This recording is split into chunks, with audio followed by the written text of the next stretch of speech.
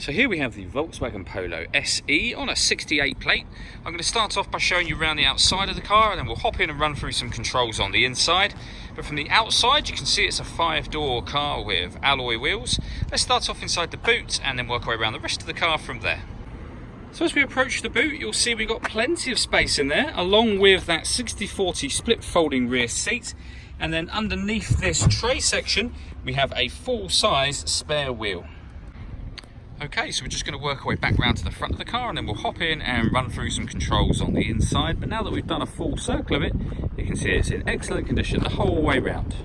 Just briefly before we climb in, I think it's well worth seeing the interior from this exterior point of view. There's plenty to run through on the dashboard, so let's hop in and we'll do that now.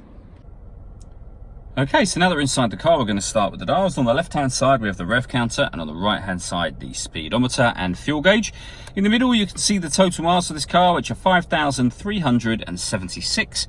Displayed above that, we have a digital readout for the speedometer. That information can be changed using buttons on the steering wheel. So there's various different bits of trick computer information, but we do have other menus available too. Assist systems, audio, telephone, vehicle status, and then back round to where we started from originally.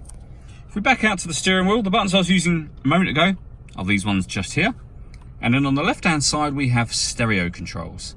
Over in the center is where the touchscreen radio is, where you can pair your phone. So if you hit that button, hit Find Mobile Phone, and then follow the instructions on screen from there to pair your phone so you're able to make phone calls.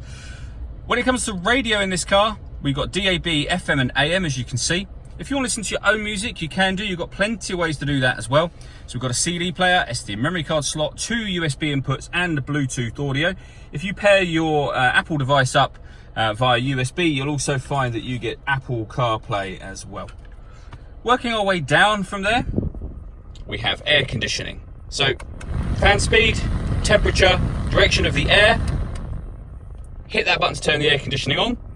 That button will recirculate the air that's in the car. So that's a great way of heating it up or cooling it down quickly, depending on the temperature that you set here, of course.